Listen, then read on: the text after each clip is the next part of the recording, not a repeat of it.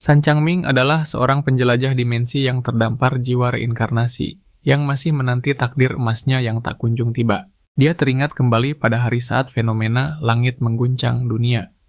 Seorang raja diberkahi harimau petir yang menggelegar dari kejadian itu. Sungguh keberuntungan yang membuat iri orang lain bahkan menemukan Phoenix, api legendaris dan bangkit menjadi patriark agung yang disegani. Namun San Changming mengungkap rahasia kelam bahwa ada makhluk ketiga yang jatuh dari langit hari itu. Dan hadiah utama yang didapatkan San Changming hanyalah seekor ikan bergigi tonggos yang terlihat sangat konyol. Benar-benar lelucon nasib.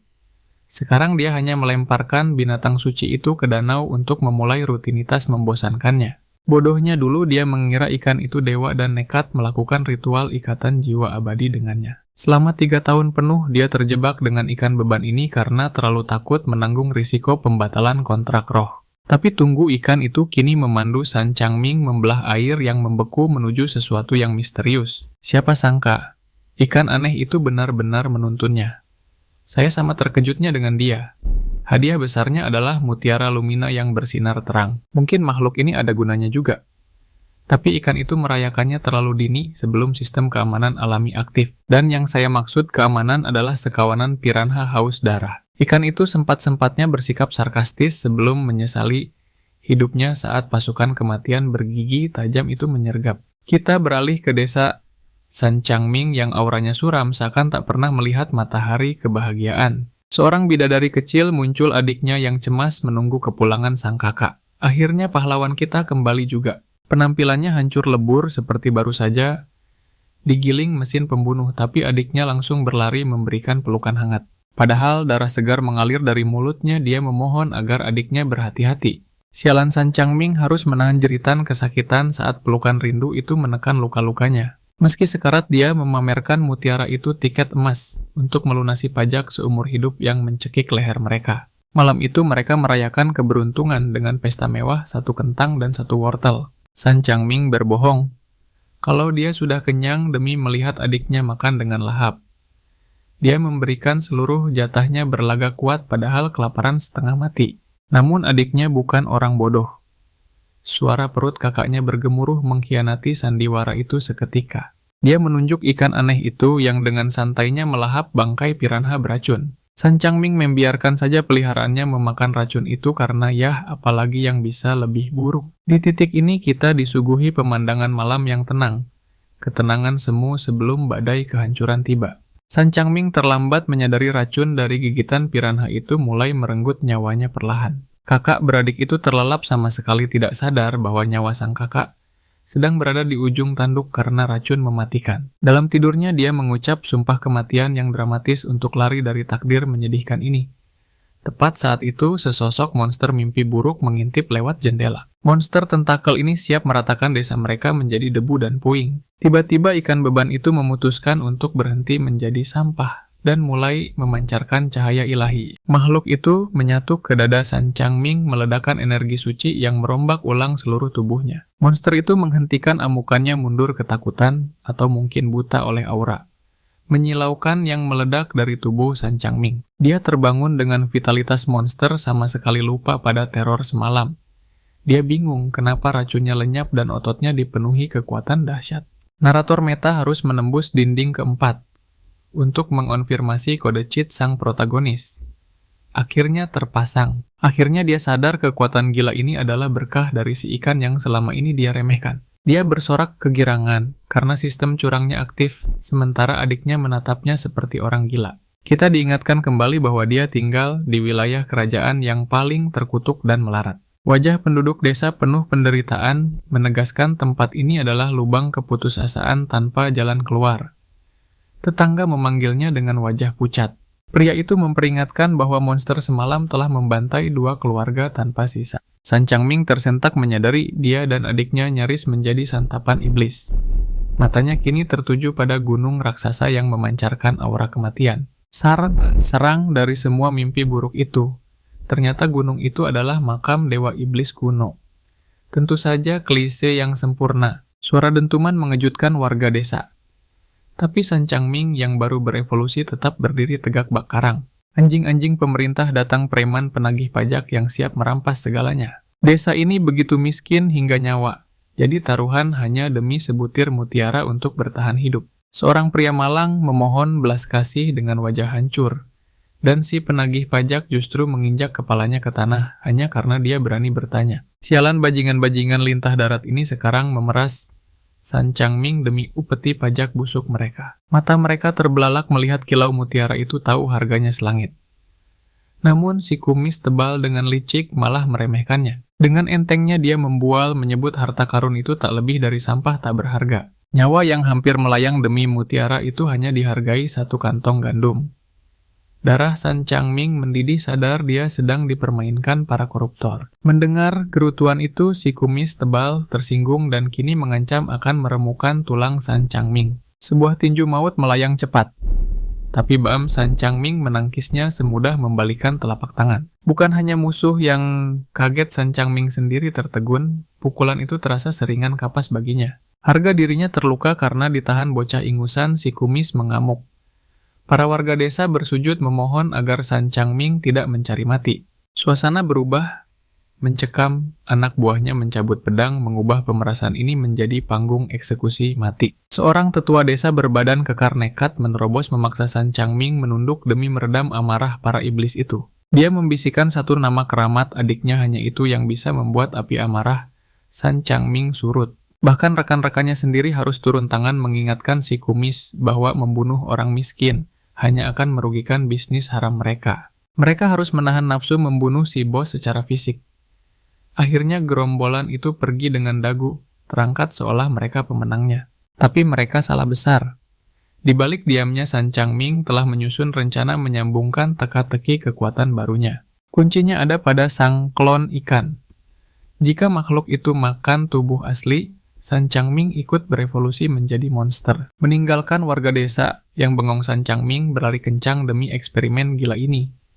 Dia memerintahkan avatar ikannya untuk memulai pesta pembantaian. Menerima perintah tuannya, ikan ajaib itu mengunci mangsa pertamanya melesat ganas bak torpedo hidup. San Changming menyeringai puas. Ini bukan sekadar peliharaan tapi mesin pembunuh jarak jauh yang bisa dia kendalikan sesuka hati. Makhluk malang itu dilahap dalam sekejap. Kini si ikan menggembung, bulat perutnya penuh dengan esensi pengalaman setelah seharian berburu. Sensasi kekuatan meledak di dalam nadi San Changming. Dia akhirnya menerima takdirnya sebagai pemilik cheat terkuat di dunia ini. Saat dia pulang larut malam, tubuh mungil adiknya langsung menubruknya dalam pelukan erat penuh kekhawatiran. Tiba-tiba ledakan energi liar mengguncang bumi. Di tengah ketakutan adiknya, mata tajam San Changming mengintai kedatangan para kultivator asing. Sang pemimpin kelompok mengerutkan kening, merasakan aura mencekam dan langsung mencap tempat ini sebagai desa iblis terkutuk. Para gadis di tim itu gemetar ingin kabur, namun sang pemimpin yang keras kepala bersikeras menantang maut demi misi gila ini. Salah satu dari mereka merasakan hawa keberadaan San Changming. Tanpa banyak bicara, dia langsung memilih jalan kekerasan. Sebuah pedang terbang melesat membelah angin mengincar tepat di antara kedua mata San Changming tanpa peringatan. Bilah tajam itu berhenti mendadak hanya sehelai rambut dari hidungnya. Mereka baru sadar targetnya hanyalah warga sipil yang tak berdaya. Jantung San Changming serasa mau copot, nyaris saja dia tewas konyol dengan angkuh kultivator lain menuntut arah menuju gunung berapi. San Changming menggeleng polos dalam hati, menertawakan kebodohan sekumpulan orang yang sukarela menjemput ajal ini. Si pemimpin mendecih, menyebut San Changming sampah tak berguna. Dia bahkan menyarankan membiarkan seluruh desa mati membusuk. Kejam bukan main. Salah satu dari mereka memperjelas pertanyaan, menanyakan lokasi gunung iblis yang legendaris. San Changming langsung paham. Tempat yang mereka cari adalah zona kematian yang ditakuti semua orang lokal. Dengan gemetar, dia memperingatkan itu adalah kuburan iblis kuno. Siapapun yang melangkah ke sana tak pernah kembali dalam wujud manusia. Peringatan itu malah membuat mata mereka berbinar gila. San Changming berusaha mencegah ide bunuh diri massal ini, tapi percuma. Sang pemimpin menepisnya dengan sombong, mengusir San Changming sambil berkoar bahwa merekalah pahlawan yang tak terkalahkan. Ya sudahlah. San Changming mengangkat tangan, sadar bahwa berdebat dengan orang bodoh hanya akan membuang tenaganya. Jika mereka begitu ingin menyetor nyawa pada malaikat maut, siapa dia untuk melarangnya? Sambil melangkah pergi, pemimpin itu memerintahkan pasukannya untuk mengabaikan si udik bodoh itu. kesombongan yang akan segera mereka sesali. Mereka bahkan membuang perlengkapan mereka berdalih energi. Jahat akan merusaknya, San Changming hanya bisa melongo melihat mereka berarak menuju gerbang neraka. Mata San Changming berbinar licik. Hukum alam berlaku, barang temuan adalah milik penemu. Rezeki nomplok, San Changming menari kegirangan memunguti harta karun tingkat tinggi yang dibuang sembarangan oleh orang-orang kaya itu. Dan si ikan ajaib, dia membuktikan dirinya bukan sekadar tong sampah berjalan, tapi juga ahli pencuri yang cekatan. Dalam sekejap, tas San Changming penuh sesak dengan artefak langka yang tak mungkin bisa dibeli rakyat jelata seumur hidup. Namun dasar rakus ikan itu malah mencoba melahap sebuah belati pusaka, menganggapnya camilan renyah. Wajah ikan itu memerah, seperti menelan bara api. Panik, senjatanya hancur. San Changming memaksa makhluk itu memuntahkan satu-satunya senjata bagus yang baru dia dapatkan. Muntahkan itu sekarang, dasar ikan rakus, kau pikir belati besi itu camilan, sorehah. San Changming berteriak panik melihat kelakuan peliharaannya. Namun amarahnya berubah menjadi kebingungan.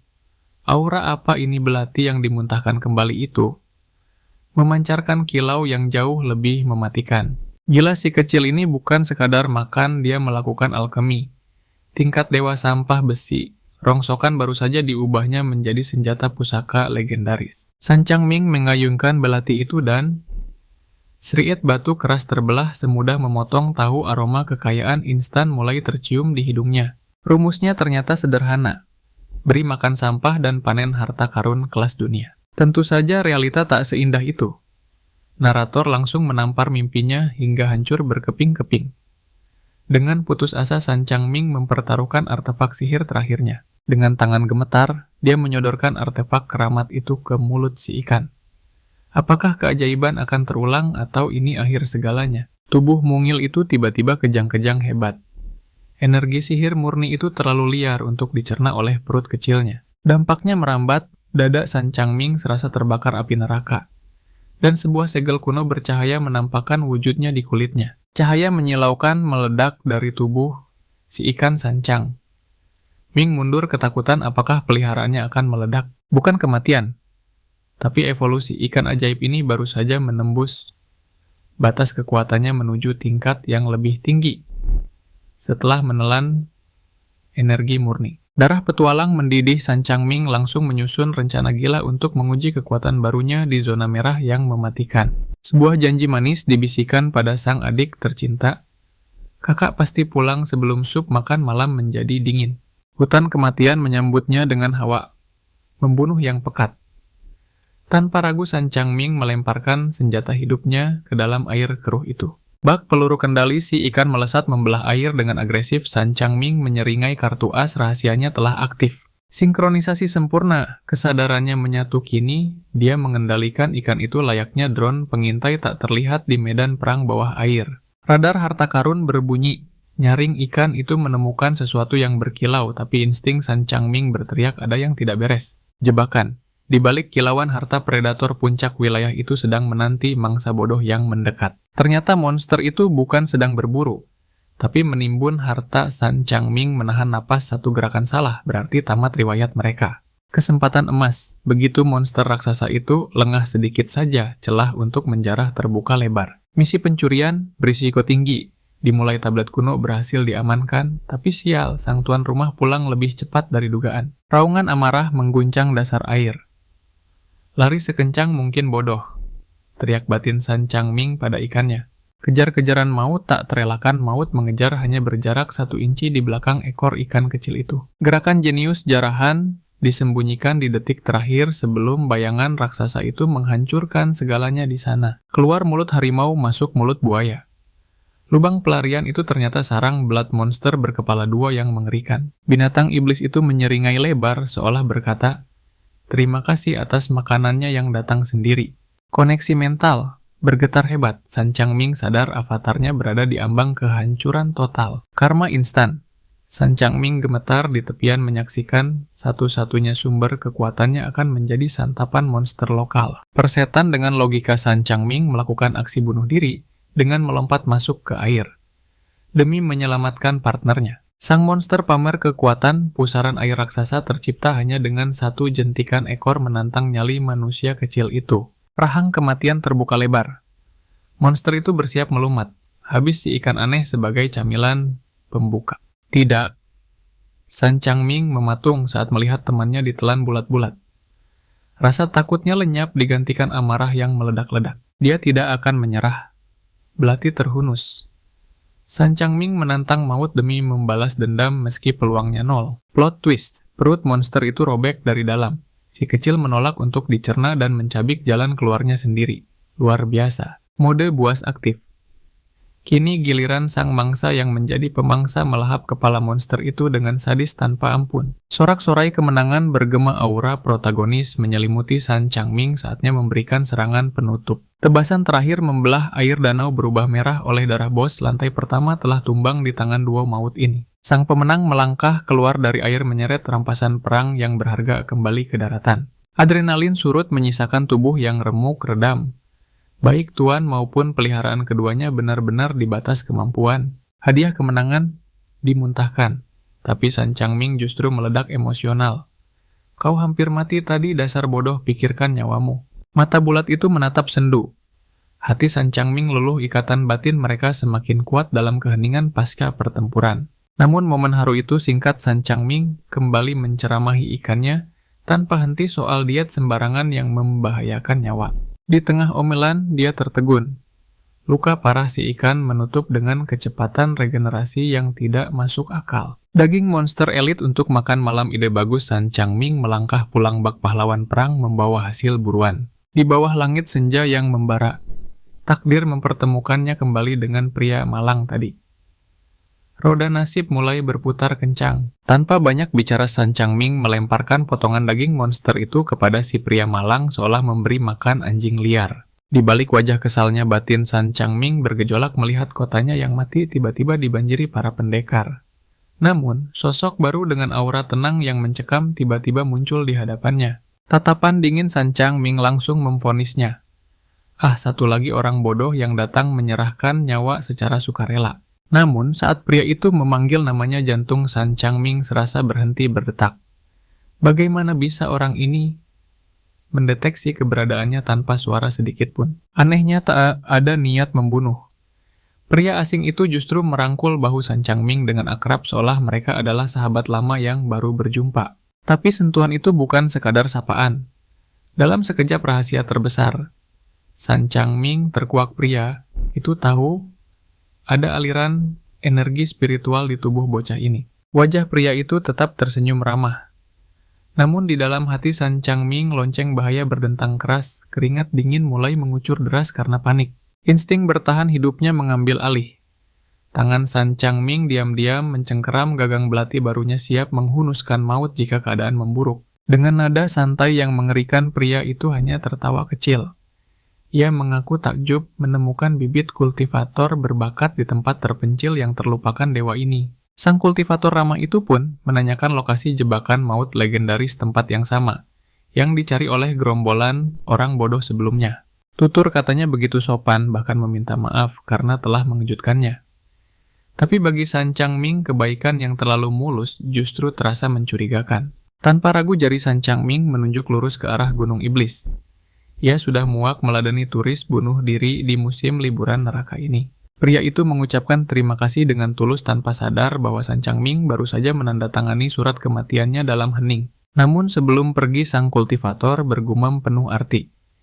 Ia menyayangkan bakat emas seperti San Changming harus terbuang sia-sia di lubang tikus ini. Matanya menelisik tajam bertanya tentang guru besar mana yang telah mendidiknya, mencoba mengorek asal-usul kekuatan misterius itu. San Changming langsung memasang topeng polosnya. Ia bersumpah bahwa dirinya hanyalah yatim piatu lemah yang tak tahu apa-apa soal dunia persilatan. Sebagai imbalan atas petunjuk jalan menuju akhirat itu, pria tersebut melemparkan sebuah tas berat berisi harta jarahan tepat ke pelukan San Changming. San Changming terpaku. Otaknya gagal memproses kebaikan hati yang tulus dari orang asing yang baru saja ia tipu. Hatinya goyah. San Changming yang tak terbiasa menerima kebaikan akhirnya berteriak. Ia mencoba memperingatkan bahwa jalan di depan sana adalah tiket satu arah menuju kehancuran. Angin malam berhembus pelan membawa ketenangan semu. Saat bayangan San Changming perlahan menyatu dengan kegelapan jalan pulang. Sesampainya di gubuk sederhana, itu sosok mungil sang adik telah menanti di ambang pintu menjadi satu-satunya cahaya dalam hidupnya yang kelam. Tatapan adiknya begitu kosong, karena kelaparan seolah-olah nyawanya sedang bersiap-siap untuk terbang meninggalkan raganya saat itu juga. Begitu melihat makanan gadis kecil itu menerjang bak harimau lapar. Ia melahap makan malamnya dengan nafsu makan seorang panglima perang. Di sudut ruangan, San Changming mulai membongkar tas harta karun itu, matanya berbinar memeriksa hasil jarahan tak terduga hari ini. Ia menemukan lencana identitas kultivator itu. Ternyata pria baik hati tadi meninggalkan seperangkat perlengkapan tingkat tinggi yang nilainya selangit. Adiknya mengancam akan memakan jatah San Changming, karena kakaknya itu terlalu sibuk menyusun strategi masa depan. Tiba-tiba ikan aneh peliharaannya kembali membuat onar. Makhluk itu membuka mulut lebarnya bersiap menelan belati pusaka yang baru didapat. San Changming panik bukan main.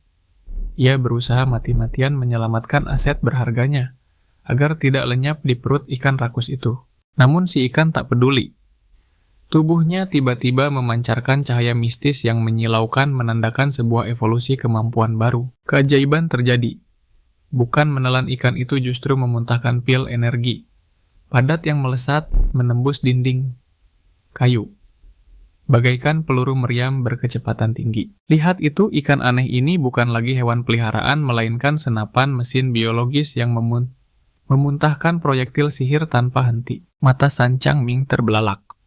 Ia baru sadar ikannya telah membuka kemampuan peluru penembus zirah yang bisa digunakan berulang kali. Ini adalah senjata pamungkas. Sebuah rencana licik nan brilian seketika terlintas di benak sang protagonis kita.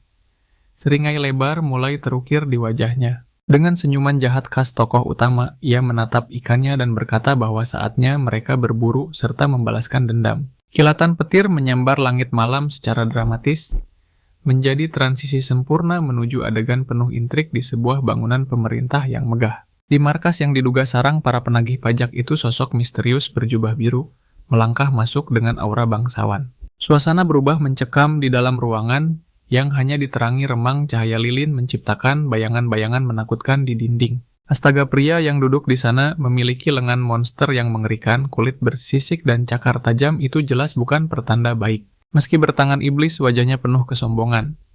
Gadis berjubah biru itu masuk dan membungkuk hormat, memanggilnya dengan sebutan kakak. Ternyata tamu itu adalah seorang wanita muda. Sang kakak yang mengurung diri menjelaskan bahwa ia sedang menekan energi jahat agar lengan terkutuknya tidak mengamuk. Sang adik seperguruan datang bukan untuk berdebat, melainkan untuk berpamitan sebelum memulai perjalanan kultivasi yang panjang. Kakaknya segera mengejeknya sebagai jenius yang sombong. Sebuah candaan kasar yang menyembunyikan rasa sayang khas saudara seperguruan. Namun tawa itu lenyap seketika. Tatapannya menajam memperingatkan bahwa dunia luar adalah hutan rimba kejam yang siap menelan para kultivator muda. Ia memerintahkan adiknya untuk tetap merendah dan jangan mencari masalah. Di dunia persilatan, arogansi adalah jalan pintas menuju kuburan.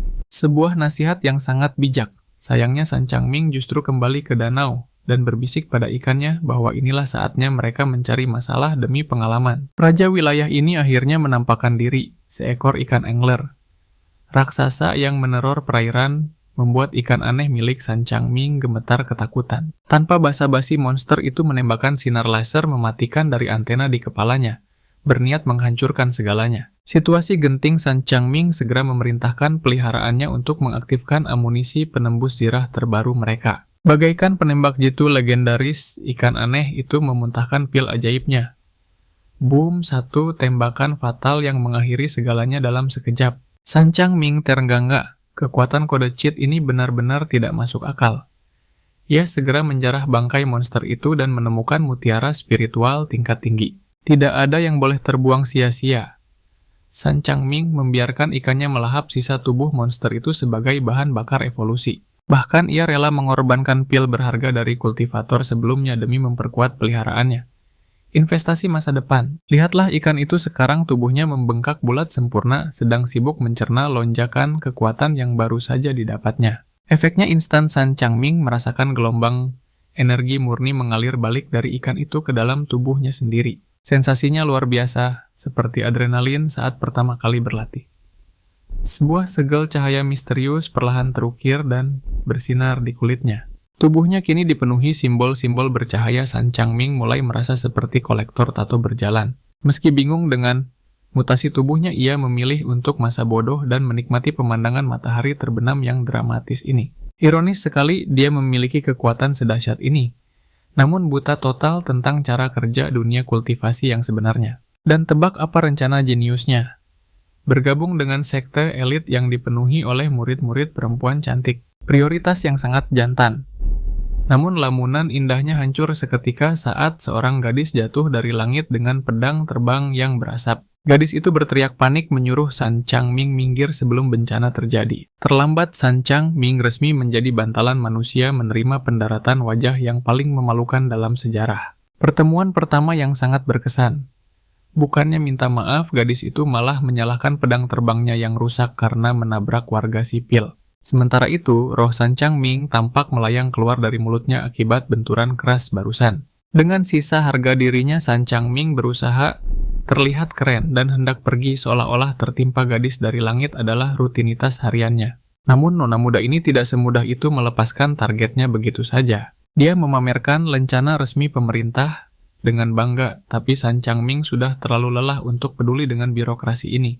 Ini ketiga kalinya ada turis yang bertanya soal gunung kematian itu. Gadis itu heran.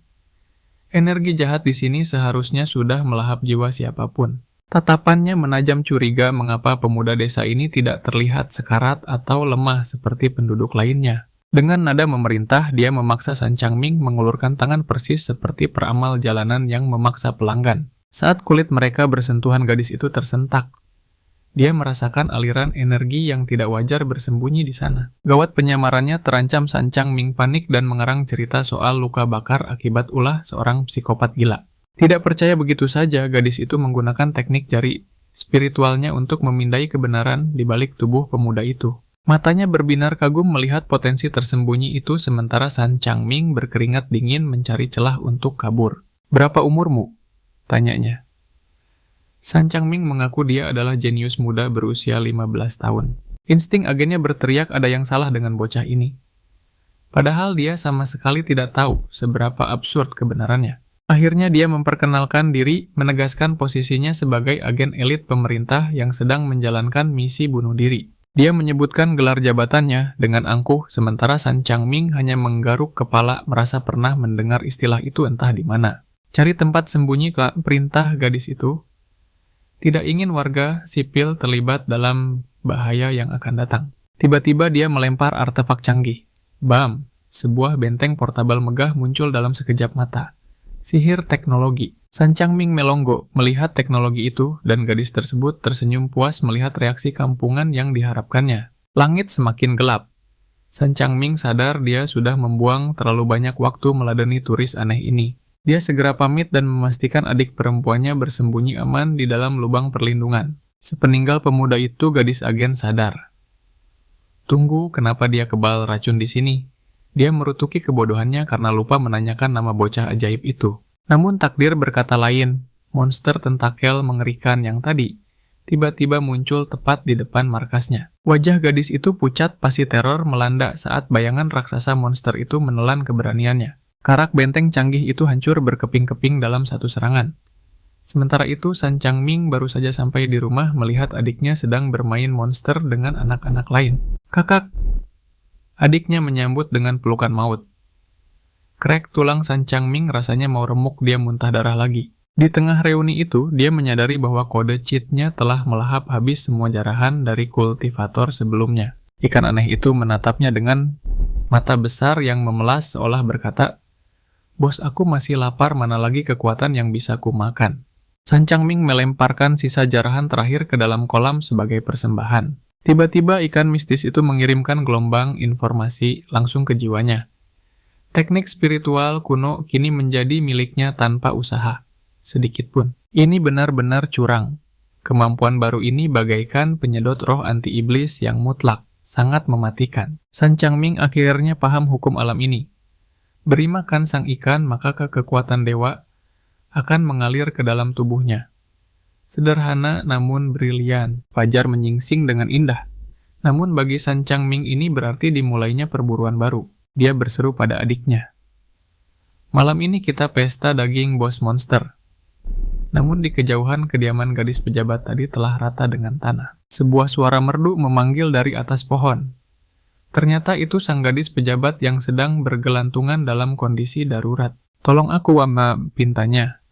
Monster sialan itu telah melahap habis seluruh isi lemarinya hingga tak tersisa. Saat gadis itu melayang turun bagaikan bidadari, San Changming mendapatkan pemandangan yang sangat mencerahkan. Wajah gadis itu memerah padam. Harga dirinya hancur karena San Changming melihat apa yang tidak boleh dilihat. "Dasar mesum!" Teriakannya meledakkan energi yang melempar San Changming hingga mencium tanah. Lihatlah bekas telapak tangan di wajah malangnya itu. Sialan San Changming melempar pakaiannya demi menyelamatkan kehormatan gadis itu sambil mencoba bersikap jantan. "Mengapa kau berkeliaran?" tanyanya. San Changming pun mengungkap kebusukan pajak seumur hidup yang mencekik rakyat jelata. Dengan nada dingin dia menjelaskan bahwa pemerintah di sini tak lebih dari sekumpulan pemeras berkedok hukum. Merasakan aura jahat para penagih pajak mendekat, gadis itu segera menyembunyikan hawa keberadaannya di balik semak. Dan benar saja, para lintah darat itu tiba dengan wajah angkuh yang minta dihajar. Si kumis licik kembali lagi. Mulutnya tak henti mengeluh tentang tugas kotor yang sebenarnya dia nikmati. Para preman berseragam itu tertawa, saling mengejek sambil menghina kemiskinan warga desa, seolah itu lelucon. Sang ketua memberi isyarat seolah memberi bonus perusahaan. Seluruh desa kini mengantre untuk perampokan resmi yang disetujui negara. Mata si kumis terkunci pada San Changming. Dendam lama harus dibayar lunas hari ini juga. Para preman segera mengepung, namun San Changming berdiri kokoh bak gunung karang yang tak tergoyahkan. Dari balik bayangan sang gadis pejabat menyaksikan dengan mata kepalanya sendiri betapa busuknya dunia persilatan lokal. Si kumis menunjuk wajah San Changming memilihnya sebagai korban spesial untuk diperas habis-habisan. San Changming melempar mutiara hasil buruannya, namun bajingan itu memainkan trik nilai tukar yang kotor. Si kumis memanggil warga desa, bersiap mempermalukan pahlawan kita di depan umum sekali lagi. "Aku tidak buta bodoh." San Changming membongkar tipu muslihat mereka dengan suara lantang. "Kau bosan hidup bocah." Si kumis menggunakan jabatan busuknya untuk mengancam nyawa San Changming. Gadis di semak-semak itu mengepalkan tangannya. Akhirnya sadar bahwa hukum di wilayah ini hanyalah sampah. "Dasar anjing." Si kumis menghunus pedangnya setelah San Changming meludahi harga diri mereka. Ting, tangan kosong San Changming menahan tajamnya baja. Lalu, buage. Satu hantaman keras meremukkan wajah sombong itu, diikuti tendangan memutar yang sempurna. Tubuh si kumis terpental jauh bagaikan layang-layang putus. Penagih pajak itu tersungkur mencium tanah. Kesunyian mencekam melanda para bawahan yang gemetar ketakutan. Bos preman tak tinggal diam, rantai pusaka miliknya melesat bagai ular berbisa. San Changming terkejut namun refleksnya secepat kilat. Hap dengan santai dia menangkap senjata, mematikan itu dengan tangan kosong. Nyali preman itu langsung ciut seketika. Sering belati legendaris San Changming menarik memotong tangan sang bos yang memegang rantai hingga putus. Darah muncrat, teriakan kesakitan memanggil ibunya. Membelah udara membuat warga desa membelalak ngeri. Dengan sisa tenaga dan satu tangan buntung, si pemimpin berteriak histeris. Serang dia bersamaan, bodoh. Cukup sudah. Gadis pejabat itu melompat keluar dengan pendaratan pahlawan yang super dramatis. Berani sekali kalian menodai hukum kerajaan. Hardikannya membuat nyali para koruptor itu hancur berkeping-keping. Para preman itu membeku dan pemimpin mereka yang cacat hanya ingin segera kabur dari malaikat maut ini. Dengan jentikan jari yang elegan, seluruh harta jarahan melayang kembali ke pemiliknya berkat kekuatan spiritualnya. Dia membungkuk dalam-dalam memohon ampun atas nama kerajaan sambil mengembalikan gandum itu kepada rakyat. Air mata haru tumpah hanya karena sekarung gandum. Betapa kerasnya hidup mereka, gadis itu menatap San Changming dengan rasa bersalah. Dia mencoba menegakkan punggungnya ingin memamerkan wibawa jabatannya di depan sang pahlawan, pejabat tinggi yang memakai baju bekas orang miskin. Ejek San Changming telak membuat wajah gadis itu kembali merah padam menahan malu. Hati gadis itu bergejolak cemas akan hukum dunia persilatan yang tak kenal ampun jika dilanggar. Namun San Changming dengan santai mengingatkan bahwa dialah yang lebih dulu melayangkan serangan brutal padanya. Gadis itu melarikan diri di atas pedang terbangnya, meninggalkan kesan sebagai kultivator yang benar-benar ceroboh di mata sang protagonis. Kini sang gadis pejabat telah berganti ke seragam resminya, menelan rasa malu demi fokus pada misi investigasi di desa iblis yang mencekam. Terungkap sebuah fakta mengerikan. Aura jahat di sini adalah racun tak kasat mata yang perlahan membunuh para kultivator. Energi terkutuk inilah dalang di balik tragedi yang menimpa kakaknya, mengubah lengannya menjadi wujud iblis yang mengerikan. Demi menyelamatkan darah dagingnya, gadis itu bersumpah untuk menemukan penawar racun iblis tersebut apapun taruhannya. Melihat Sancang Ming yang kebal terhadap racun itu, target telah dikunci. Dia adalah kunci emas pencariannya, dan mode pengintaian pun dimulai. Menggunakan otoritasnya, dia mengambil alih kendali desa, semata-mata demi mengawasi setiap gerak-gerik Sancang Ming. Sementara itu, Sancang Ming kembali beraksi dengan kode cheat andalannya, menargetkan monster kura-kura bermata 4 yang ganas. Ini bukan sekadar latihan biasa, tingkat kesulitannya telah melonjak ke level yang sangat mematikan. Meski tuannya memberi semangat, ikan ajaib itu gemetar ketakutan. Namun refleks tingkat dewanya berhasil menghindari serangan maut sang monster. Sancang Ming pasang badan. Dia mengorbankan dirinya, menerima gigitan fatal demi melindungi hewan peliharaannya. Darah menetes namun semangat tempurnya tak padam.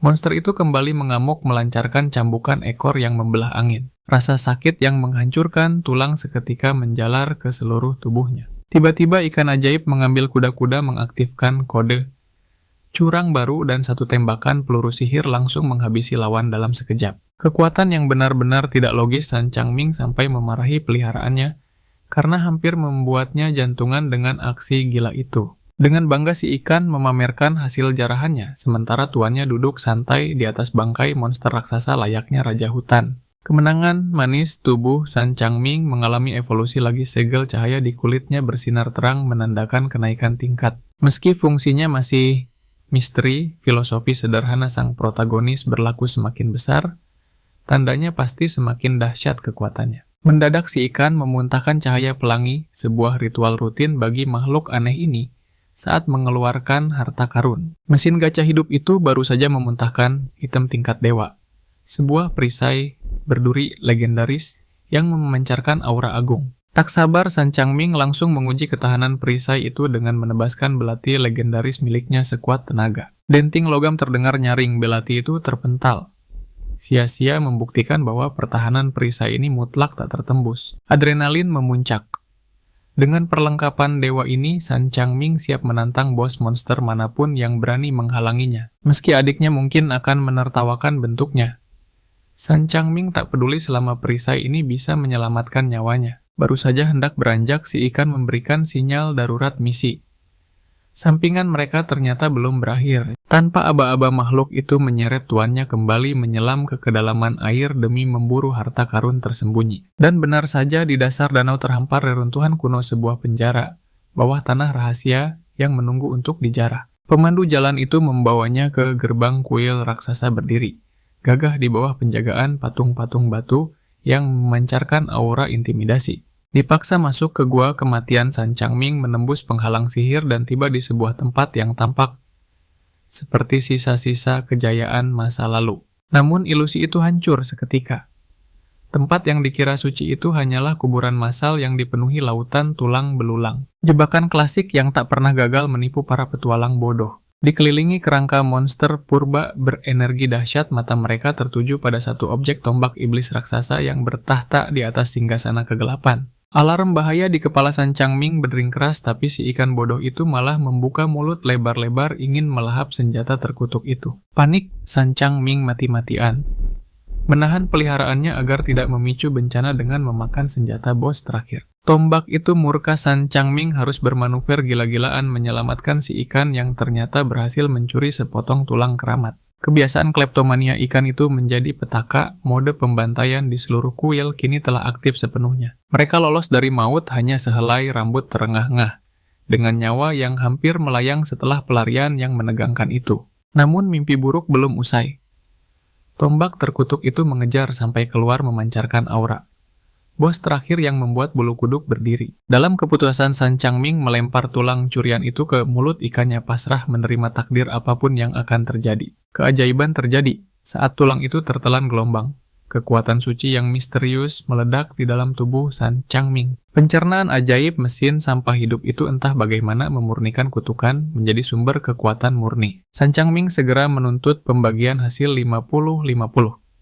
Namun partner serakahnya itu langsung menolak mentah-mentah. Tak mau rugi, San Changming kini terpaksa memeras sistem curangnya sendiri demi mendapatkan sisa-sisa poin pengalaman yang berharga. San Changming menghisap habis energi spiritual dari tulang terkutuk itu seketika mendapatkan lonjakan kekuatan misterius. Sebuah segel kuno kini berpendar garang di bahunya. Sepertinya sang protagonis kita sedang hobi mengoleksi artefak-artefak mistis ini demi menjadi tak terkalahkan. Dia memeriksa tato baru di dadanya, namun tatapannya penuh kekecewaan.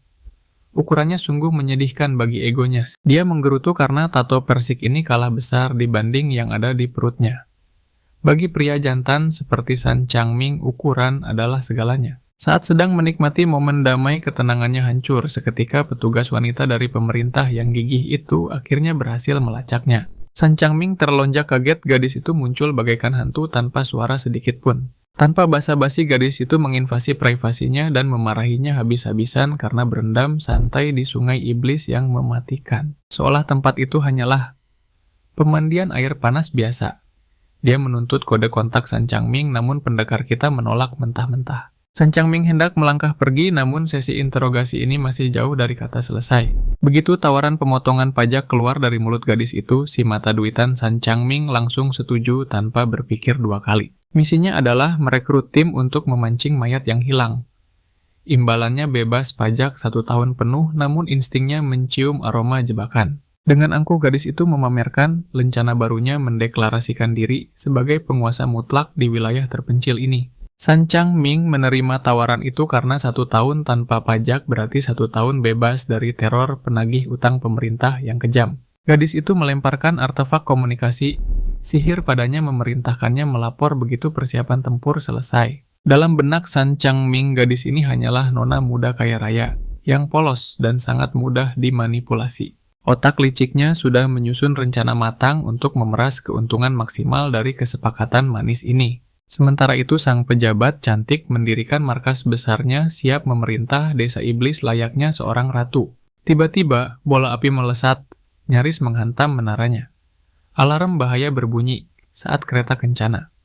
Harimau, api raksasa mendarat dengan guncangan hebat. Desa ini makin gila saja. Seorang wanita anggun turun dari kereta buas itu, dan si gadis pemerintah memanggilnya dengan sebutan Bibi. Sang Bibi langsung melanggar batas personal, bersikap terlalu akrab dan dominan terhadap keponakannya sendiri.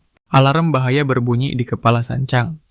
Ming, wanita tua yang menyeramkan itu, mulai mengulik kehidupan asmara sambil meraba-raba dengan cara yang menjijikan. Apa yang sebenarnya terjadi? Gadis pejabat itu murka karena misinya dibajak begitu saja oleh sang Bibi. Namun apalah daya, sang Bibi menggunakan otoritas pangkat tingginya untuk menekan keponakannya hingga tak berkutik. Gadis itu menjelaskan bahwa dia telah melemparkan tugas bunuh diri ini kepada San Changming demi iming-iming potongan pajak. Artefak komunikasi itu mulai berpendar terang dan gadis pemerintah bersiap menyaksikan pertunjukan langsung dari jarak jauh. San Changming telah mengumpulkan pasukannya, termasuk para penduduk desa berotot besi yang dulu pernah ia peras. Artefak itu kini berfungsi sebagai mata-mata mengawasi setiap gerak-gerik. San Changming memastikan pasukannya siap tempur. Sementara itu, para penduduk desa yang udik ternganga, takjub melihat keajaiban sihir tingkat tinggi tersebut. Si raksasa desa hanya ingin jaminan mutlak bahwa janji bebas pajak 1 tahun itu bukan sekadar omong kosong belaka. Sang Bibi yang licik mengambil alih komunikasi.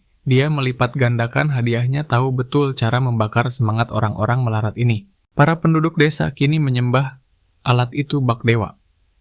Bebas pajak 2 tahun adalah anugerah surga bagi mereka. Gadis pemerintah kembali mengambil kendali layar, memberikan peta lokasi dan detail misi bunuh diri tersebut. Si penduduk desa melontarkan fakta logis bahwa mayat manapun pasti sudah habis dikunyah monster ganas saat ini. Namun gadis itu bersikeras mayat ini spesial dan takkan disentuh monster.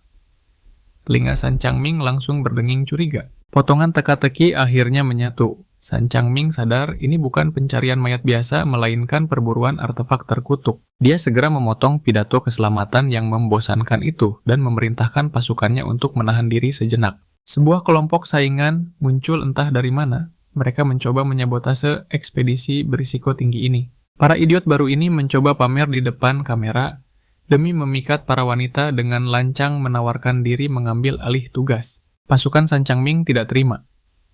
Ketegangan meledak saat mereka melabrak para pendatang yang hendak mencuri periuk nasi mereka. Kapten dari kru lawan membusungkan dada menyombongkan pengalamannya dan mengklaim dirinya satu-satunya ahli sejati di sini. Dengan tatapan merendahkan dia menuding pasukan San Changming hanyalah sekumpulan amatir yang tidak berguna. Si raksasa desa pun diejek habis-habisan karena dianggap hanya mempekerjakan teman-teman nongkrongnya untuk misi berbahaya. Sang bibi mulai meragukan kemampuan San Changming. Akhirnya, sang protagonis kita angkat bicara dan menantang, "Siapa sebenarnya badut ini?" Kapten sombong itu tertawa terbahak-bahak mengejek San Changming yang dianggapnya masih bocah ingusan. Hinaan yang sangat pasaran. Melihat drama ini, sang bibi justru menyeringai dan mengubah situasi menjadi kompetisi mematikan. Permainan dimulai, dua kelompok nekat menuju sungai neraka aroma harta karun memancing hasrat bertarung mereka hingga mendidih. Sementara para tetua gemetar ketakutan, San Changming justru memancarkan aura membunuh yang dingin. San Changming terjun ke dalam air keruh, mengirim ikan mutan miliknya sebagai ujung tombak misi bunuh diri ini. Di sisi lain, kapten saingan yang arogan mencoba berlagak pahlawan demi mencari perhatian para wanita cantik. Dengan angkuh dia mengejek San Changming, menyuruhnya duduk manis bersama anak-anak ingusan lainnya. Agen wanita itu menjelaskan dengan nada gemetar tentang lembah kematian, tempat di mana roh jahat berkumpul. Tetua wanita yang menyeramkan menambahkan detail mengerikan tentang ribuan peti mati yang tergantung layaknya buah terkutuk. Terkadang peti itu jatuh memuntahkan mayat hidup ke sungai yang kini menjadi tugas rutin pemerintah untuk membersihkannya. Namun taruhannya kali ini gila. Jika satu mayat raja tak ditemukan, kiamat dunia akan terjadi di depan mata. Agen cantik itu bertanya dengan polos, bagaimana bisa mayat mengapung melawan arus deras sungai kematian ini. Si tetua hanya menjawab dengan tebakan asal sebuah strategi misi yang sama sekali tidak masuk akal bagi San Changming. Kapten saingan kembali berkoar sok tahu mengatakan target mereka bahkan tidak ada di sana. Si bodoh itu malah berpose meditasi di tepi pantai pamer gaya kultivasi palsu di depan para gadis. Padahal di dalam air ikan mutan milik San Changming lah yang menjadi mata-mata sejati. Ikan itu mendeteksi aura iblis, cacing mimpi buruk raksasa bangkit dan San Changming berusaha menahan nafsu makan peliharaannya. Tapi ikan itu memilih jalan kekerasan. Dia melesat dan menggigit ekor monster purba itu tanpa ampun. Monster raksasa itu bahkan tidak bergeming, hanya mengibaskan ekornya dan melempar ikan kecil itu seperti lalat. Air sungai mulai mendidih, tanda bahwa sang raja sungai benar-benar murka dan siap menampakkan wujud aslinya. Cacing iblis menerobos permukaan air. Agen wanita itu pucat pasi melihat teror hidup di layar monitornya. Tetua wanita mengonfirmasi itu adalah monster tingkat bencana. Nyawa penduduk desa kini di ujung tanduk. Namun tiba-tiba beliar. Tubuh monster itu meledak menjadi hujan darah oleh tekanan tak kasat mata. Mati konyol dengan perut terbalik. Fenomena gila macam apa yang baru saja terjadi. Tetua wanita kehilangan akal sehatnya, bagaimana mungkin monster. Peringkat 2 hancur lebur dalam sekejap mata. Agen wanita yang naif mengira monster-monster itu hanya sedang bertengkar satu sama lain. Sungguh pemikiran yang terlalu polos. Tetua wanita panik bukan main karena kekuatan monster tadi setara dengan dirinya sendiri. Agen wanita ingin menyelidiki, tapi langsung dilarang keras, kecuali dia memang bosan hidup. Kru saingan lari terbirit-birit dari air, mental mereka hancur total melihat pembantaian barusan. Demi menyelamatkan harga diri yang tersisa, kapten saingan membual bahwa dia akan menyelesaikan misi ini sendirian. San Changming maju selangkah, namun langsung disambut ejekan bahwa tempat ini bukan taman bermain anak-anak. Agen wanita mencoba memperingatkan bahaya, tapi si kapten bebal itu malah menyombongkan diri sebagai orang terpilih. Tetua wanita yang licik bahkan berani mengancam keselamatan adik perempuan San Changming. Bodoh sekali San Changming hanya tersenyum tipis tahu bahwa adiknya adalah Raja Iblis. Sesungguhnya di kisah ini, kapten saingan melompat ke air dengan gaya sok jagoan, tapi seketika dikepung ribuan belut mimpi buruk. Kesombongannya runtuh dalam sedetik. Anehnya agen wanita di kamera malah mengkhawatirkan San Changming, bukan si bodoh yang sedang dimangsa itu. Kapten saingan kini menjerit histeris merasakan keputusasaan yang sesungguhnya. Ikan mutan San Changming melihat kawanan belut itu bukan sebagai ancaman, melainkan prasmanan gratis sepuasnya. Bagaikan torpedo hidup, ikan itu mengamuk di tengah kerumunan. Si kapten berteriak ngeri melihat keganasan hewan peliharaan itu. Dasar pecundang kapten saingan malah menyalahkan ikan San Changming atas kegagalannya sendiri. San Changming menyeringai lebar. Notifikasi sistem muncul memberikan hujan poin pengalaman dari pembantaian itu. Tubuhnya melayang ringan, mabuk oleh lonjakan kekuatan murni yang mengalir deras. Meridian di seluruh tubuh. San Changming bersinar terang, sistem memberikan peringatan evolusi kekuatan. Fase peningkatan selesai, San Changming membuka mata siap untuk mendominasi medan perang sekali lagi. Saat dia bertanya di mana target utamanya, jawaban datang dari kedalaman gelap berupa tentakel raksasa. Itu dia, Kraken legendaris muncul dan langsung melilit salah satu kru saingan dalam cengkeraman maut. Kraken itu menyeret korbannya ke dalam abyss tanpa ampun. Pria malang itu hanya bisa pasrah menjemput ajalnya. Ikan ajaib milik San Changming membidik dengan presisi mematikan. Satu peluru sihir meluncur menghancurkan Kraken raksasa itu hingga berkeping-keping dalam sekejap. Di sisi lain, kru lawan hanya bisa menatap nanar. Kegelapan abadi menelan tubuh rekannya tanpa ampun, menyisakan keputusasaan yang mendalam. Lihatlah, si kapten tak tahu malu ini. Dia muncul di detik terakhir, mencuri kemenangan dan berpose bak pahlawan legendaris di depan kamera. Pria yang selamat itu ternganga, tak habis pikir bagaimana nyawanya masih ada. Sementara sang penyelamat asli, dia berlalu begitu saja, bagaikan angin. Bibi misterius itu termakan sandiwara murahan sang kapten. Dan lihat si bodoh ini mulai berceramah soal racun monster seolah dia guru besar alkimia. Nona dari pemerintah pun ikut memeriksa keadaan kapten palsu itu. Sayang sekali matanya tertutup oleh penampilan luar yang menipu. Tanpa rasa bersalah, pria itu membual habis-habisan. Dia mengarang cerita fantasi tentang monster raksasa lain yang konon datang membantunya. Namun Bibi itu belum sepenuhnya yakin. Tatapannya tajam penuh selidik menuntut kebenaran apakah misi ini benar-benar telah tuntas. Kapten saingan yang malas itu menghentikan pencarian. Dengan entengnya dia berdalih mayat target pasti sudah tersapu arus ke tempat lain. Setelah merampok semua pujian, dia malah sibuk menggoda si nona pejabat. Untungnya sang bibi segera mengalihkan topik ke peringatan bahaya yang tadi disebutkan. Wajah nona pejabat berubah serius. Dia membenarkan rumor mengerikan itu. Setiap malam desa ini berubah menjadi sarang iblis yang mematikan. Dia dengan polosnya menyarankan menggali lubang perlindungan. Sedetik kemudian dia sadar betapa konyolnya ide bunuh diri itu di hadapan para monster. Sementara dunia sedang heboh, San Changming dia justru pulang ke rumah siap menikmati makan malam yang damai dan syahdu. Misi lupakan dulu, yang terpenting sekarang adalah adik perempuannya, yang ternyata sangat lahap menyantap daging bos monster oleh-oleh kakaknya. Changming tersenyum puas mendengar pujian itu. Saat ini dia bukan pemburu hebat, melainkan kepala keluarga yang berbakti dan hangat. Namun otak jeniusnya tak bisa berhenti bekerja. Tiba-tiba dia tersadar, masih ada satu lokasi krusial yang luput dari pemeriksaan mereka. Instingnya berkata kuat. Mayat yang dicari itu pasti disembunyikan di dalam sarang lama milik si bos kura-kura. Gawat, dia baru ingat kalau ikan ajaibnya tertinggal sendirian di sungai maut itu. Benar saja, sinyal darurat dari peliharaannya langsung berdering nyaring. Tapi tunggu, sebuah gelombang energi mengalir ke tubuhnya. Rupanya sang ikan sedang pesta camilan malam yang meningkatkan kultivasi tuannya dari jarak jauh. Mari kita lihat situasi di luar sana sesaat sebelum badai kekacauan yang sebenarnya melanda desa itu. Nona pejabat dan bibi misterius terpaku di tempat. Di depan mata mereka terjadi migrasi massal monster menuju gunung kematian. Mereka hanya bisa menahan napas saat kelabang raksasa mimpi buruk melintas. Lalu muncul sosok iblis, bayangan dengan aura yang mencekam. Target iblis itu telah terkunci, kapten saingan yang sedang terlelap. Hantu ini menembus dinding fisik seolah tak ada apa-apa.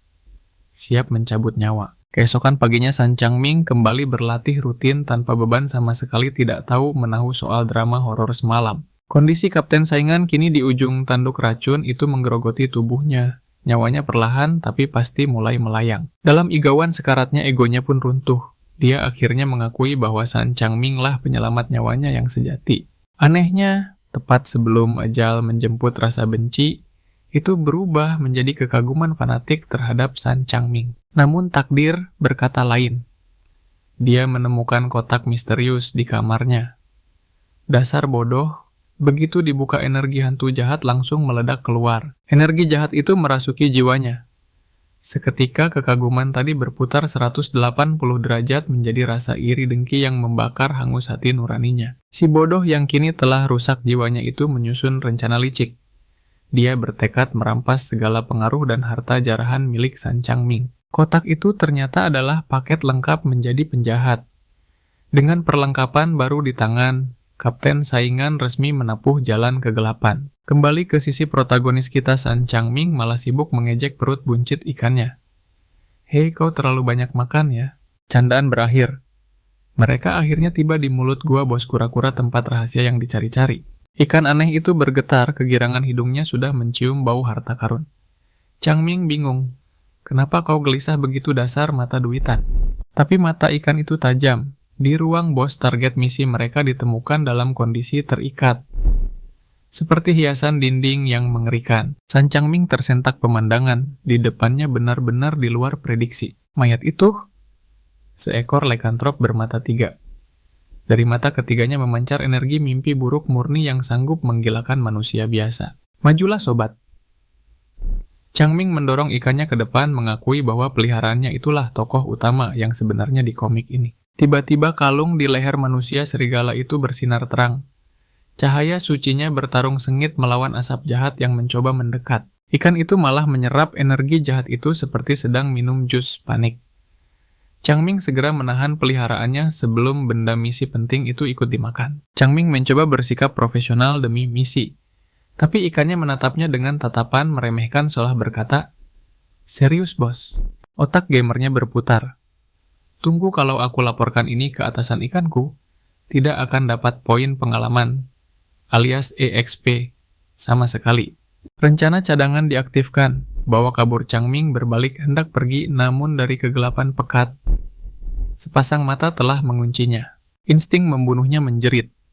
Dalam sepersekian detik, San Changming memanggil perisai, barunya tepat pada waktunya. Boom, ledakan energi dahsyat menghantam perisai. Changming terpental ke belakang, matanya menatap tajam ke depan. Siapa yang berani mencari mati? Ikan mutan San Changming mengunci target aura, membunuh memancar saat ia bersiap membalas serangan. Ledakan energi spiritual ditembakkan sang penyerang, terungkap ternyata si kapten saingan yang terbakar dendam kesumat. Ambisi busur. Terkutuknya hancur lebur. Sekarang pecundang ini berani mengancam membocorkan rahasia sistem San Changming pada pemerintah. San Changming mendecih. Dingin belas kasihnya di masa lalu hanyalah kesalahan fatal bagi ular berbisa ini. Serangan putus asa. Namun San Changming menahan bilah tajam itu dengan tangan kosong lalu meremukan tulang lawannya semudah mematahkan ranting kering. San Changming tidak berhenti di situ. Ia menyempurnakan siksaannya, melesatkan tinju penghancur tepat ke ulu hati sang kapten. Darah segar menyembur deras, hantaman brutal itu begitu dahsyat seolah memaksa rohnya terlempar keluar dari raga yang sekarat. Saatnya menjarah, San Changming melucuti musuhnya dan menemukan senjata terkutuk yang tadi nyaris merenggut nyawanya. Tanpa buang waktu, San Changming memerintahkan ikan mutannya untuk memburu sisa harta karun. Insting penjarah menyala si ikan, bahkan sudah meneteskan air liur membayangkan jarahan tingkat tinggi. Aura kekuatan baru menyelimuti tubuhnya, namun ia segera memarahi peliharaannya yang lagi-lagi mencuri kitab teknik seenaknya. Kini ikan aneh itu terpaku, tatapannya terkunci pada bangkai Raja Serigala yang menjadi target utama misi mereka. Sinyal bahaya mental berdering keras. Si ikan memperingatkan tuannya. Bangkai itu adalah jebakan mematikan. San Changming hendak mundur, tapi nafsu makan ikannya terlalu besar untuk meninggalkan harta di depan mata. Ia muncul ke permukaan dengan napas tersengal seolah baru menelan setengah isi sungai. San Changming pun bersilat lidah menyembunyikan fakta tentang mayat serigala dari krunya. Kegelapan malam kembali menyelimuti, membawa aura mencekam yang menusuk tulang. Atmosfer tempat ini bagaikan mimpi buruk 24 jam penuh. Sang ikan mutan tetap waspada menjaga tuannya yang terlelap dalam mimpi. Gelombang kepanikan menghantam pikiran. Koneksi batin mereka menjerit memaksa San Changming terbangun seketika. Iblis bayangan itu kembali, kehadirannya yang jahat menandakan satu hal, pertumpahan darah tak terelakkan. Wujud asli sang iblis terungkap, namun San Changming menahan diri memerintahkan ikannya untuk menganalisis situasi terlebih dahulu. Makhluk terkutuk itu menjulurkan tentakel, mengerikan berusaha merasuki bangkai raja serigala secara paksa. Tiba-tiba kalung mustika serigala bersinar terang. Perisai suci bermanifestasi, menolak najis yang mencoba masuk. Bentrokan energi terjadi. Tarik ulur kekuatan spiritual antara iblis dan sisa aura suci mengguncang udara. Ikan San Changming memprediksi kekalahan sang mayat, namun api penyucian mendadak berkobar membakar iblis.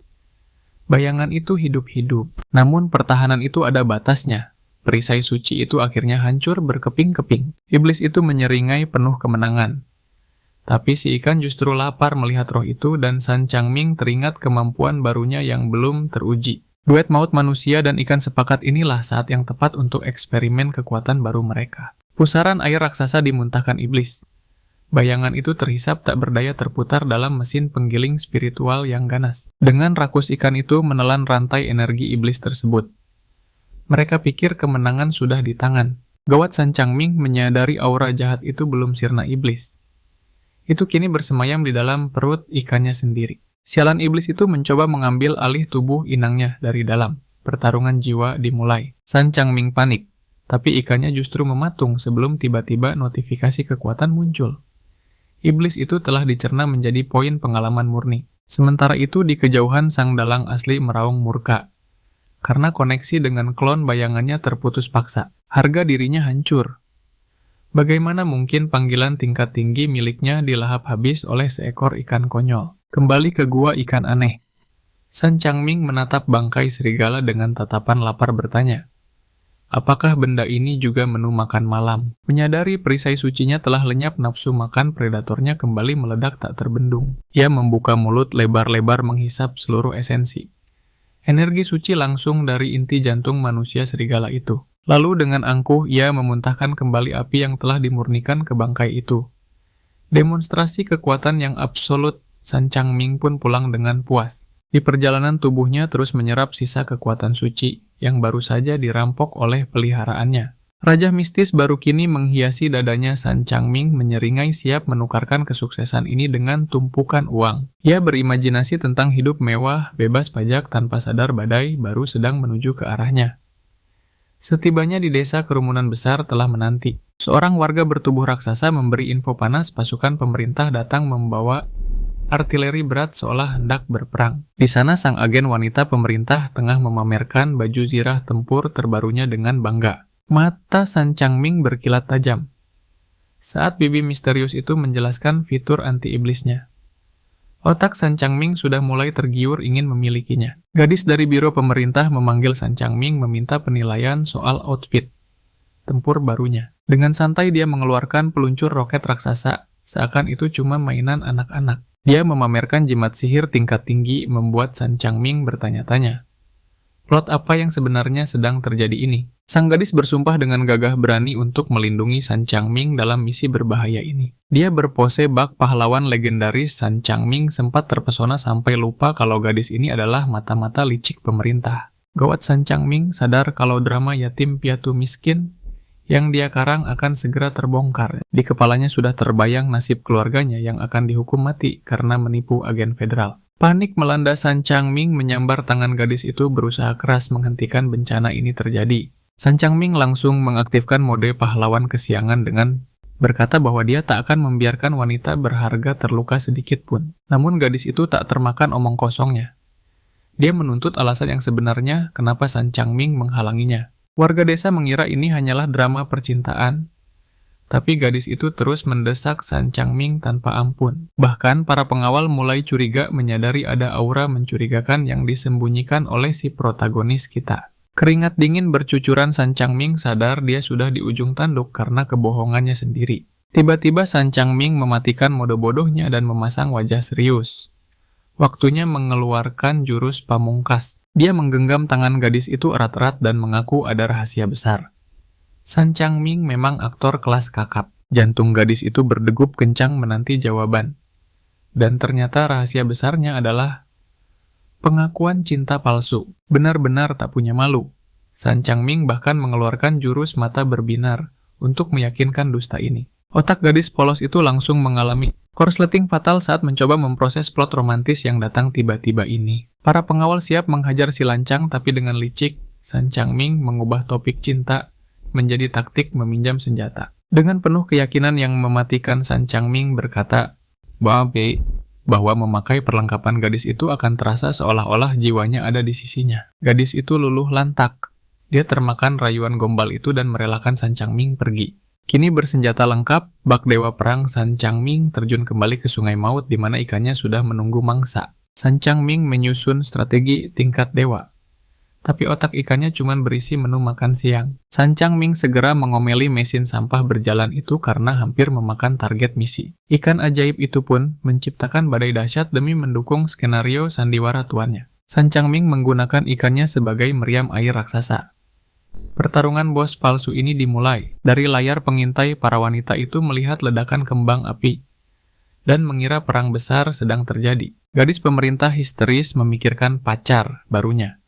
Efek visual dari ikan San Changming benar-benar level Hollywood. Bibi yang mengerikan itu justru terkesan melihat daya hancur yang luar biasa tersebut, tanpa sadar sedikit pun kalau semua itu cuma panggung sandiwara. San Changming muncul kembali dengan gaya epik warga bersorak saat dia melemparkan mayat siluman serigala itu. Misi sukses penipuan berhasil. San Changming melapor dengan gaya profesional di depan kamera pengintai. Gadis pemerintah itu menelan mentah-mentah aksi heroik San Changming dan makin terpesona. Sang bibi tersenyum puas dan memerintahkan pasukannya untuk segera mengamankan aset berharga ini. Saking terkesannya dia langsung menawari San Changming posisi eksklusif di pemerintahan. Bibi misterius itu mendekat mencoba merayu San Changming dengan iming-iming jabatan tinggi. Si miskin San Changming langsung setuju. Demi gaji tetap, lencana pemerintah pun mendarat tepat di wajahnya. Selamat bergabung di dalam tim. Ternyata gadis pemerintah itu ditunjuk sebagai pengawas San Changming. Gadis itu sendiri syok berat. San Changming panik, bukan main gadis yang dia tipu dengan cinta palsu kini jadi bos aslinya. San Changming sadar karma. Dari skema penipuannya baru saja menampar balik dengan keras. Buru-buru San Changming mencoba menarik garis friendzone pada bos barunya setelah drama cinta tadi. Dengan tatapan tajam yang bisa membunuh gadis dari pemerintah itu, menumpahkan amarahnya pada sikap San Changming yang dianggap tidak sopan. San Changming yang bingung malah membalas dengan santai. Dia meremehkan kekuatan gadis itu dan menyuruhnya kembali berlatih di dojo daripada banyak bicara. Harga dirinya tersentuh. Gadis itu berteriak histeris, bersumpah akan menyiksa dirinya sendiri dengan latihan keras demi membungkam mulut San Changming. Aura membunuh dari bibi yang menyeramkan seketika menghentikan perdebatan mereka. Meski si gadis pemerintah masih sempat mengejek Changming sebagai pemula yang tidak tahu apa-apa, kini api semangat membara. Di mata gadis itu dia memulai pelatihan neraka sambil bersumpah akan membuktikan siapa yang sebenarnya lebih kuat. Sementara itu sang bibi yang misterius melesat pergi menunggangi harimau api legendaris yang meninggalkan jejak panas di udara. Gadis itu memberikan tatapan dingin yang menusuk tulang meninggalkan San Changming dalam situasi yang bisa dibilang cukup canggung. Namun di rumah sang adik tercinta sudah menunggu dengan mata berbinar siap menyambut pahlawan kita yang baru saja mendapatkan posisi di pemerintahan. San Changming menatap adiknya dengan bingung masih memproses kejadian tadi. Sebelum akhirnya dia dan krunya tiba untuk memulai pesta kemenangan yang sesungguhnya. Tapi bencana terjadi. Adiknya berguling-guling di lantai dengan dramatis merengek histeris. Karena stok daging mereka telah musnah tak tersisa. Dengan senyum santai seorang kakak yang baik, Changming mengeluarkan potongan daging monster raksasa yang aromanya saja sudah menggugah selera. San Changming, sang tulang punggung keluarga, menyelamatkan hari itu. Seluruh desa berpesta pora memuji kehebatannya sementara dia hanya tersenyum polos menutupi kekuatan aslinya. Seorang tetua desa membungkuk hormat berterima kasih pada San Changming yang berhasil membebaskan mereka semua dari jeratan pajak yang mencekik. Dengan karisma seorang pemimpin, Changming memberikan pidato rendah hati yang semakin membuat para penduduk desa kagum padanya. Padahal, dalam hatinya dia tahu pahlawan sebenarnya adalah ikan mutan aneh miliknya yang bekerja di balik layar. Malam semakin larut dengan janji-janji manis para pemabuk hingga akhirnya pesta yang meriah itu pun perlahan usai. Kini giliran kegelapan malam mengambil alih. Gadis pemerintah itu masih terus berlatih. Amarahnya mendidih setiap kali teringat kata lemah yang diucapkan Changming. Frustrasi melanda jiwanya. Dia terjebak di ambang batas, tidak mampu menembus level terakhir dari tahap tutorial yang menyiksanya. Keyakinannya teguh, dia percaya hanya dengan menantang monster yang lebih kuat, dia akan memicu terobosan dan naik ke tingkat selanjutnya. Dan bahan bakar utamanya hanyalah wajah menyebalkan San Changming yang terus menghantuinya, mengejek kelemahannya tanpa henti. Dia menyalurkan seluruh kebencian itu menjadi energi murni. Dan seketika itu juga kekuatan dari rasa dendam akhirnya memicu evolusi, memunculkan tato spiritual baru yang bersinar di dadanya. Sementara itu San Changming hanya berjalan-jalan santai, menikmati malam, sama sekali tidak menyadari badai yang akan segera menghampirinya.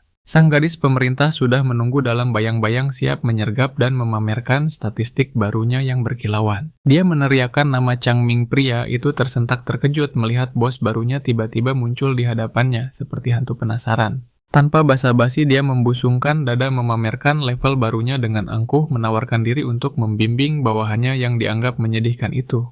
Changming membalasnya dengan nada sarkasme tingkat dewa, namun sayangnya gadis itu terlalu polos untuk menyadari bahwa dia sedang dipermainkan. Gadis itu mulai berceramah menjelaskan teori, bahwa semakin besar dan rumit tato spiritualnya, semakin dahsyat pula kekuatan yang dimilikinya. Dia menantang Changming untuk menggambar simbolnya. Changming terdiam, teringat bahwa di dalam tubuhnya bersemayam dua simbol tingkat legendaris yang bisa menghancurkan dunia. Memutuskan untuk bersandiwara, Changming setuju untuk menggambar satu simbol saja demi memuaskan ego bos barunya yang merasa paling hebat itu. Dengan santai, dia mencoretkan simbol tanda bahaya yang memancarkan aura mengerikan, lalu dengan polos meminta penilaian dari sang ahli. Ini benar-benar penghinaan mutlak otak gadis pemerintah. Itu seketika mengalami korsleting. Mencoba memproses apa yang baru saja dia lihat. Gemetar melihat kekuatan itu, dia berusaha mati-matian menyelamatkan harga dirinya. Mengakui milik Changming lebih hebat, tapi tetap menegaskan bahwa dialah bosnya. Changming hanya mengangguk patuh sambil menahan tawa, bersiap melenggang pergi setelah meraih kemenangan mental telak hari itu. Namun tangan gadis itu menahan pergelangan tangannya Changming, sadar situasi canggung ini ternyata belum mencapai babak akhir. Dia kembali memasang wajah bodoh, meminta nasihat, membuat gadis itu meledak dan memarahinya karena terus bicara omong kosong. Tapi gadis itu masuk ke dalam perangkapnya naluri. Seniornya bangkit dan dia bersiap memberikan kuliah umum tentang dasar-dasar kultivasi kepada Changming. Dan inilah saatnya penjelasan komprehensif tentang hierarki kekuatan di dunia persilatan yang kejam ini. Dia memaparkan 6 tingkatan awal di fase tutorial tembok penghalang, di mana sebagian besar kultivator gagal dan terjebak selamanya. Changming tersenyum kecut, menyadari dia sebenarnya sudah melampaui level 5 sistem itu. Dia kembali berpura-pura bodoh, memancing bosnya menjelaskan level puncak. Dengan mata berbinar gadis itu menjelaskan legenda, di mana seseorang bisa memadatkan tato di dada mereka menjadi senjata pusaka yang mengguncang langit. Changming berakting kaget dengan sangat meyakinkan, membuat gadis itu akhirnya sadar bahwa sedari tadi, dia hanya menjadi mainan bagi bawahannya sendiri. Changming bertanya dengan serius, apakah evolusi itu hanya terjadi sekali seumur hidup, dan gadis itu mengonfirmasi bahwa itu adalah hukum mutlak alam semesta. Seketika itu juga Changming menyadari, fakta mengerikan kode curang miliknya telah menghancurkan hukum dasar realitas dunia ini. Saat dia bertanya tentang tahap selanjutnya, gadis itu tertawa, mengejek, menganggap Changming terlalu ambisius untuk seorang pemula yang menyedihkan. Tapi San Changming tidak peduli. Dia siap menguji batas kekuatannya, bertanya-tanya, apakah dia bisa menciptakan senjata legendaris yang akan membuat para dewa gemetar. San Changming kembali menjejakkan kakinya di sungai pembantaian, satu-satunya tempat terbaik untuk memanen poin pengalaman. Dengan penuh harap, dia mengeluarkan segel emas legendaris yang baru didapatkannya dan melemparkannya ke udara menanti keajaiban. Celaka. Benda itu ternyata bukan sekadar artefak biasa, melainkan pemanggil monster San Changming. Baru saja membunyikan lonceng kematian bagi dirinya sendiri. Seketika lautan makhluk mimpi buruk bangkit dari kedalaman untuk berpesta. Namun tunggu. San Changming menyadari segel itu memberinya otoritas mutlak layaknya sang raja monster. Adrenalin membanjiri tubuhnya. Dengan pasukan monster baru di bawah perintahnya, dia merasa tak terkalahkan. Seolah telah berevolusi menjadi bos terakhir di dunia ini. Namun takdir berkata lain, aura yang jauh lebih mengerikan muncul. Seekor raja monster sejati bangkit dan makhluk ini tidak tunduk pada siapapun. Gawat San Changming menyadari artefak barunya memiliki batasan level. Kekuatan raksasa di hadapannya berada jauh di luar jangkauan kendalinya. Sinar laser penghancur ditembakkan.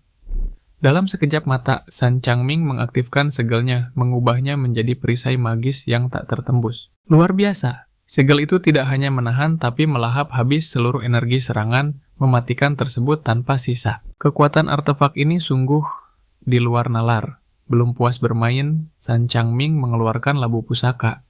Miliknya bersiap untuk ronde kedua yang lebih gila.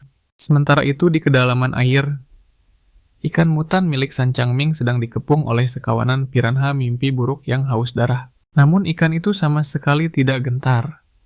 Matanya berbinar memandang musuh-musuhnya bukan sebagai ancaman, melainkan sebagai hidangan prasmanan lezat yang siap disantap. Dari tepian sungai San Changming berteriak memberi komando. Makanlah sepuasmu, tapi jangan sampai kau kegemukan dasar rakus. Adegan berpindah ke sebuah kedai makan.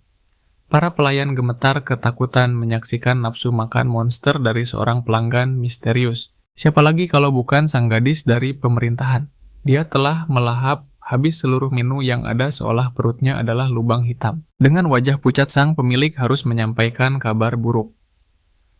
Maaf Nona, dapur kami sudah kosong melompong. Gadis itu berusaha tetap anggun meski hatinya kecewa. Dia berpura-pura tenang padahal perutnya masih bergemuruh. Ternyata metode kultivasinya yang unik hanyalah kedok untuk menyerap energi melalui makanan tanpa henti. Sungguh kultivasi yang nyeleneh. Saat dia hendak memaksa memesan lagi bawahannya, akhirnya berhasil melacak keberadaannya. Anak buahnya datang dengan keringat dingin bercucuran. Mereka setengah mati mencari atasan mereka yang bersembunyi di tempat makan terpencil ini. Berani-beraninya dia mengganggu waktu makan suci bosnya. Namun berita yang dibawa menyangkut nasib dunia. Kiamat sudah di depan mata. Raut wajah gadis itu berubah serius. Dia menciptakan perisai kedap suara seketika. Informasi tentang dewa iblis legendaris yang bangkit di gunung terdekat bukanlah konsumsi publik. Target kali ini bukan main-main, seekor dewa iblis tingkat akhir sedang bersemayam dalam tidur panjangnya di wilayah itu. Kekuatannya membuat sang gadis terperanjat. Namun bawahannya buru-buru menenangkan. Tenang bos, itu mungkin hanya sekadar legenda tua. Sementara itu segerombolan kultivator bodoh nekat menyerbu makam iblis demi harta. Sebuah kelompok pemburu harta karun baru saja tiba dan langsung memicu keributan dengan warga lokal. Suasana memanas. Pemimpin kelompok lawan memanggil pedang raksasa memamerkan aura dominasinya untuk menekan para pendatang baru. Namun pemimpin wanita yang baru tiba itu hanya tersenyum dingin.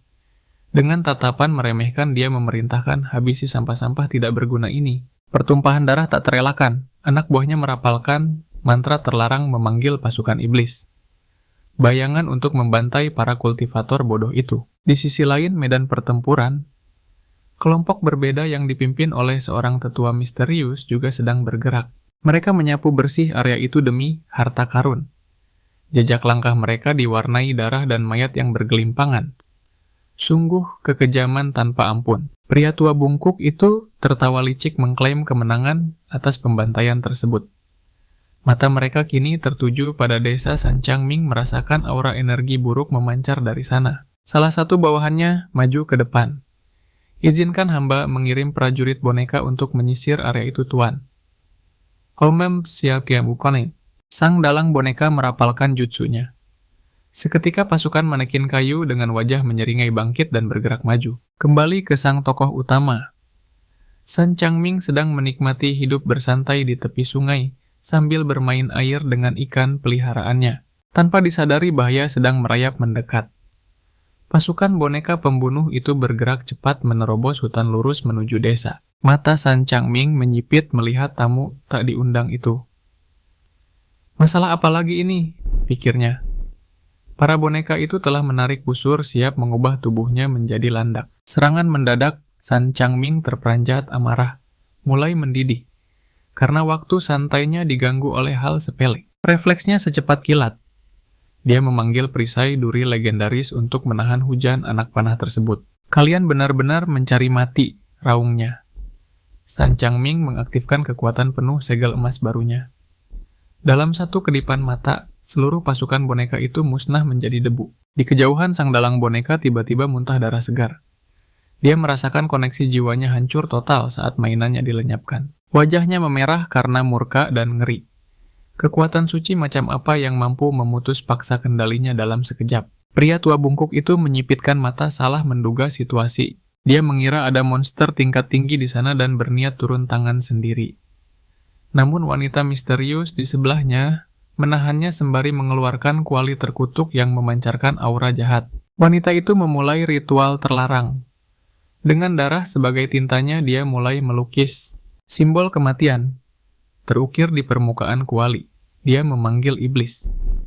Bayangan raksasa memamerkan tingkat kultivasinya yang mengerikan kepada dunia. Insting San Changming berteriak bahaya, merasakan aura pembunuh yang pekat. Dia segera menyatu dengan bayangan memasuki mode senyap untuk berburu. Di tengah ketegangan yang memuncak, San Changming memberi isyarat pada ikan anehnya. Sembunyi sekarang dan bersiaplah untuk pertempuran hidup dan mati. Namun mata tajam sang wanita pemanggil iblis telah mengunci posisinya. Dengan senyum licik ia memuji mangsanya. Kau cukup pintar bersembunyi, rupanya tikus kecil. Sayangnya pujian itu hanya pengalih perhatian iblis.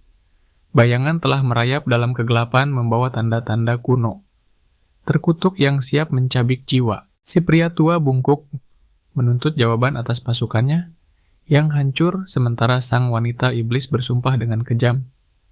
Kematianmu akan menjadi seni yang paling menyakitkan San Changming. Terlambat, San Changming tersentak hebat. Ia akhirnya menyadari bahwa dirinya telah melangkah tepat ke dalam mulut singa terperangkap dalam jaring iblis bayangan. Energi terkutuk yang pekat membungkus tubuhnya bagaikan ular piton. Tidak ada jalan keluar, ia benar-benar telah masuk ke dalam zona pembunuhan mereka. Hawa dingin yang menusuk tulang meledak seketika menyerang Changming. Namun di saat kritis, tato suci di dadanya bersinar terang meraung seolah naga yang baru bangun. Ledakan kekuatan ilahi terpancar dari tubuh Changming. Kilatan cahaya suci itu tidak hanya bertahan tapi membalikan kutukan itu dengan keganasan yang luar biasa. Hukum karma berlaku instan. Wanita iblis itu terhuyung dan memuntahkan darah segar akibat serangan baliknya sendiri. Tato San Changming bukanlah hiasan semata. Melihat rekannya tumbang, si pria tua bungkuk maju dengan niat membunuh. Ia melepaskan teknik pamungkas yang aneh namun mematikan senjata ribuan janggut. San Changming terbelalak menyadari tato sucinya memiliki fitur pertahanan otomatis. Tapi belum sempat bernapas lega, tentakel janggut ajaib itu sudah meluncur ganas ke arahnya. Dalam sekejap mata tubuh Changming tergulung rapat dalam kepompong janggut tua itu. Ia terisolasi total dari dunia luar. Mampus kau, pikir si tua itu. Ia mencoba mencabut pedangnya untuk serangan terakhir tapi aneh. Pedang itu seolah terpaku pada sarungnya oleh kekuatan tak kasat mata. Dari dalam kepompong janggut segel emas, San Changming bergetar hebat siap membalas keras. Energi hitam tajam meledak keluar mencabik-cabik janggut itu menjadi debu. Panik melanda si pria. Tua bungkuk mencakar membabi buta dengan kuku setajam pisau. Namun di hadapan kekuatan absolut ini semua usahanya sia-sia belaka. Gelombang kejut energi. Bayangan menyapu bersih medan perang, seluruh kru musuh terhempas tanpa ampun merasakan teror yang sesungguhnya. Kekuatan segel emas itu melindas mereka seperti serangga. Di tengah kekacauan, San Changming berdiri tegak dengan napas teratur, aura kemenangannya begitu mendominasi. Sebuah epifani muncul, ia baru saja menyerap teknik baru dari serangan itu. Tanpa membuang waktu, San Changming mulai menjarah mayat musuhnya. Anggap saja ini karma buruk bagi kalian. Tangannya bergerak secepat kilat, memeriksa tas penyimpanan mereka. Bagi seorang kultivator, jarahan perang adalah hal yang paling suci dan tidak bisa ditunda. Air mata jantan menetes dari matanya. Bukan karena sedih, tapi karena bahagia. Akhirnya ada cukup ransum untuk memberi makan mesin pembuangan sampah hidup alias ikan peliharaannya. Ia membuka tas berikutnya, dan jantungnya hampir copot. Jackpot! Ini bukan sekadar tas. Ia baru saja menemukan gudang senjata berjalan di dalamnya. Hari ini kita panen raya, soraknya dalam hati. Si ikan aneh yang tadinya sembunyi kini muncul memohon jatah bagiannya dengan wajah memelas. Tapi jangan harap San Changming dengan sigap menyembunyikan semua barang-barang berharga tingkat tinggi itu untuk dirinya sendiri. Nih buat kamu. Ia menyodorkan rongsokan boneka rusak. Si ikan menatapnya datar lalu mendadak pura-pura tidur saking kecewanya. Di tengah tumpukan harta itu, San Changming termenung heran. Kenapa desa terpencil ini mendadak jadi destinasi wisata favorit para pembunuh bayaran? Ada misteri besar yang menanti.